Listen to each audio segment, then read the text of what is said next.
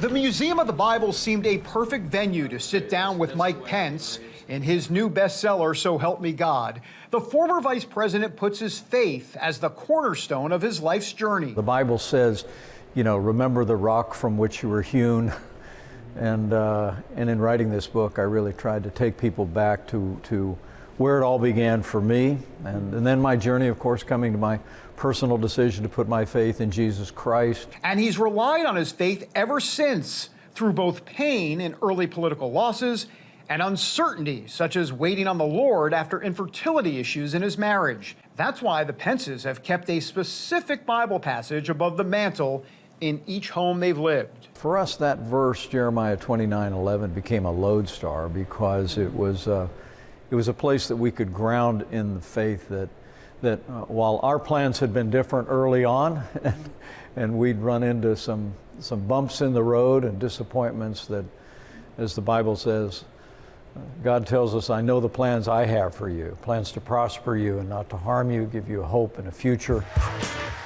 His future did become bright, rising all the way to vice president. Defend the Constitution of the United States. Beside President Donald Trump. It looked like a MAGA match made in heaven. Then came January 6th. Pence writes about those dark days in the book.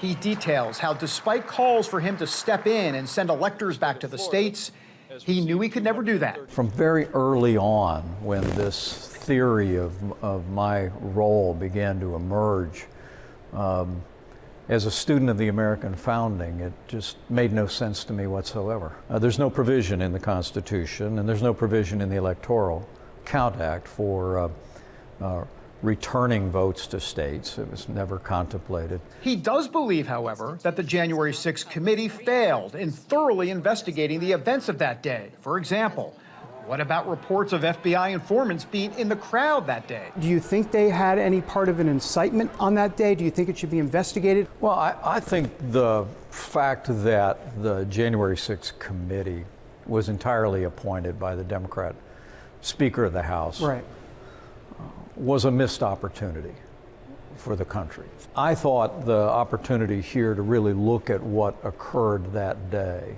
in the broadest possible sweep would have been welcome, to do that above politics. On a personal level, though, the major disappointment for Pence is what happened to his relationship with Donald Trump.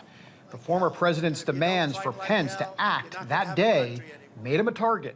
I was angry that day at the president in the days that followed.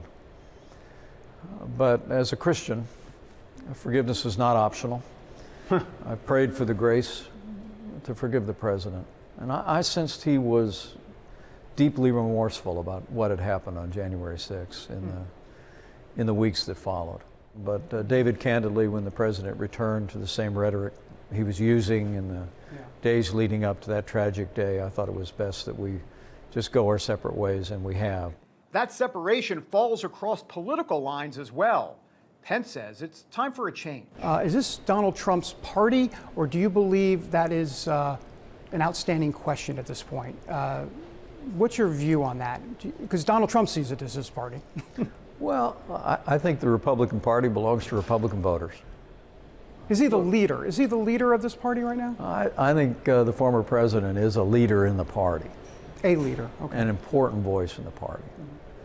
But I have great confidence that Republican primary voters are going to do like they've done so many times before. And as we go into the next 2 years, they're going to choose the right standard bearer for this moment in our history. And although Pence sees Trump as a leader within the party, he's not the force he used to be, a key difference. I sense people long for the kind of leadership that could unite the American people around our highest ideals, including civility and respect. While qualities like civility and respect are important, Pence leans on the many life lessons he learned from his father, Edward Joseph Pence Jr., a decorated Korean War veteran. He taught his son about faith, family, and hard work. In his 20s, however, Pence suddenly lost his father, and he never got to say goodbye. Walking in that hospital door, seeing my mom in the waiting room stand up and say to me, "Dad's gone." Worst moment of my life. You know, But the great thing about a great dad is they never really leave you. And Ed Pence's favorite song was That's Life. It was my dad's favorite song. We listened over and over to Frank Sinatra. I pick myself up and get back in the race. That's life. It's all about resilience, picking yourself back up, and getting back in the race. Pretty appropriate after what happened to Pence on January 6th. I will tell you, that's the way I was raised, is never give up, never stop. I promise you, I'm never going to stop fighting for the conservative values that called me into public service, and I'm going to follow the calling wherever it leads. Clearly, Mike Pence's story has many unwritten chapters ahead. David Brody, CBN News, at the Museum of the Bible in Washington, D.C.